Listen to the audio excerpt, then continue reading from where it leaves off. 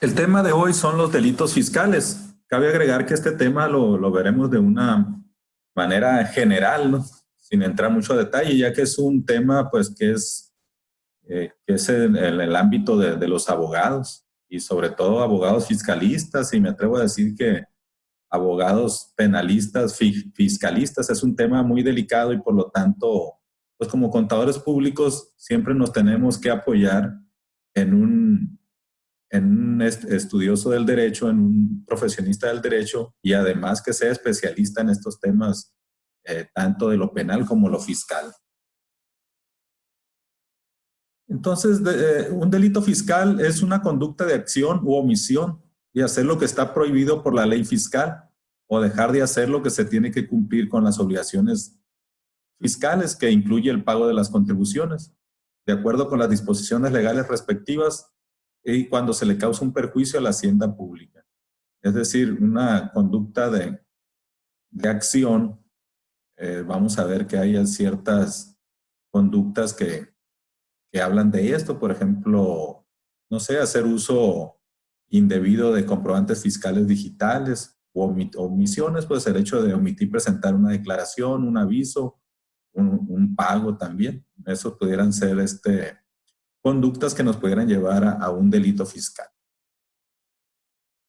Y bueno, en nuestro sistema tributario nacional existen dos grandes delitos en materia fiscal, que de hecho se les llama delitos especiales en materia fiscal.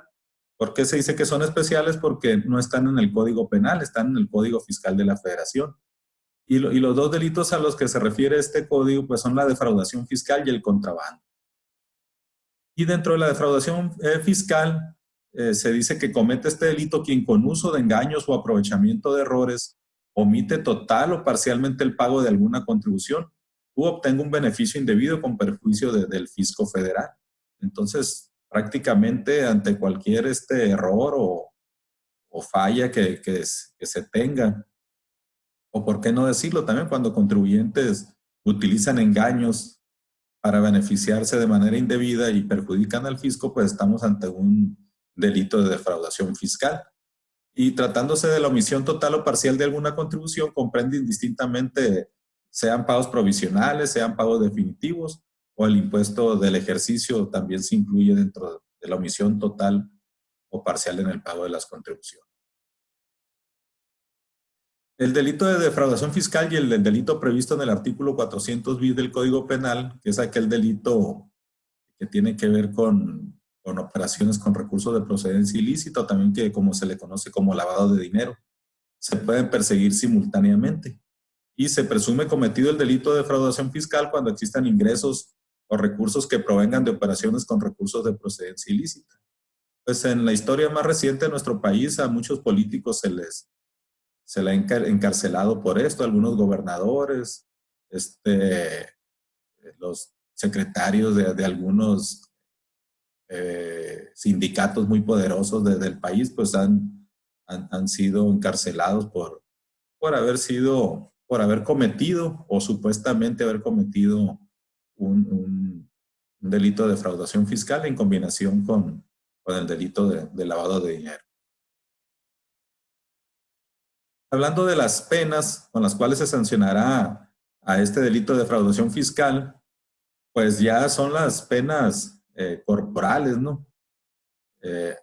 Además de las penas pecuniarias que se le pudieran aplicar, es decir, en dinero, por haber omitido el pago de alguna contribución y sus accesorios, pues también habrá penas de prisión de 3 meses a 2 años cuando el monto de los defraudados no exceda de 1.734.280.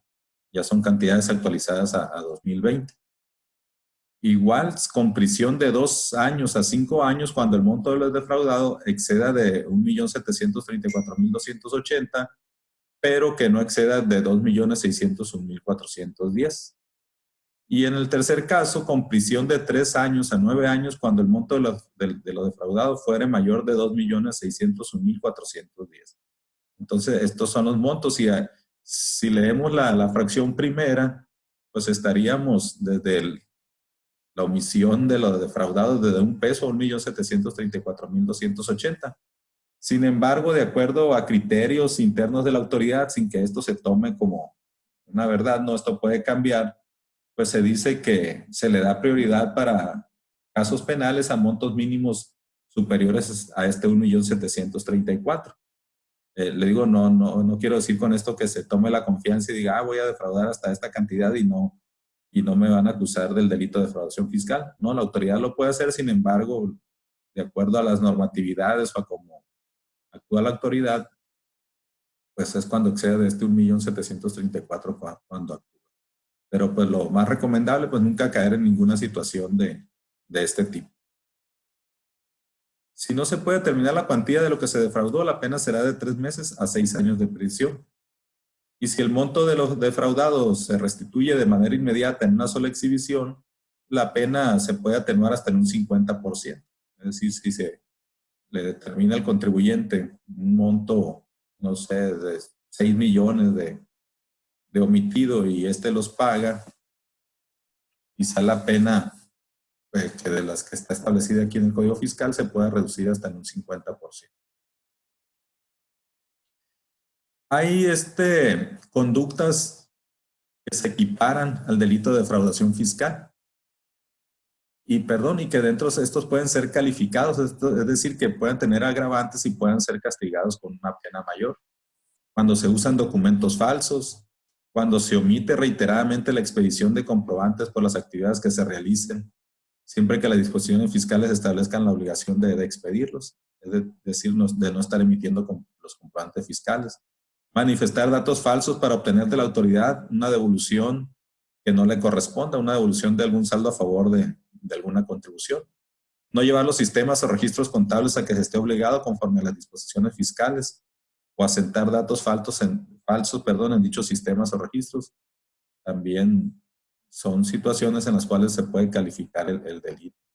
Cuando se omiten contribuciones retenidas, recaudadas o trasladadas. Manifestar datos falsos para realizar la compensación de contribuciones que no le correspondan. Utilizar datos falsos para acreditar o disminuir contribuciones y declarar pérdidas fiscales inexistentes. Entonces, cuando se dé alguna de las situaciones que ya mencionamos y se califique el delito, entonces la pena que corresponde se aumentará en una mitad. Entonces, son, como les decía, situaciones que agravan el delito y por lo tanto se aplica una pena mayor, perdón. Y bueno, les decía que existen ciertas situaciones o ciertos actos de los contribuyentes o de personas que los asesoran que se equiparan a la defraudación fiscal. Por ejemplo, tenemos que cuando se consignen declaraciones que se presenten deducciones falsas o ingresos acumulables menores a los realmente obtenidos. O en el caso del IVA, el valor de actos o actividades menores a los realmente obtenidos o realizados o determinados conforme a las leyes. Pues es algo muy común que se cometa esta equiparable defraudación fiscal. También de la misma forma será sancionada aquella persona física que caiga en lo que se llama discrepancia fiscal. Es decir, cuando en un ejercicio sus erogaciones sean superiores a sus ingresos y esto no quede demostrado, solventado ante la autoridad. El por qué se obtuvieron más egresos que ingresos. Cuando se omita enterar a las autoridades fiscales dentro del plazo establecido las cantidades que por concepto de contribuciones hubiera retenido o recaudado. Aquel contribuyente que retuvo, por ejemplo, impuestos sobre la renta de salarios, por honorarios o arrendamiento y no lo entera al fisco o retuvo IVA, entonces también se equipara al delito de defraudación fiscal. Cuando se beneficia sin derecho de un subsidio o un estímulo fiscal, o cuando se simulan uno o más actos o contratos obteniendo un beneficio indebido con perjuicio del fisco federal. También que sea responsable por omitir presentar por más de 12 meses las declaraciones que tengan carácter de definitivas, así como las de un ejercicio fiscal que exijan las leyes fiscales, dejando pagar la contribución correspondiente.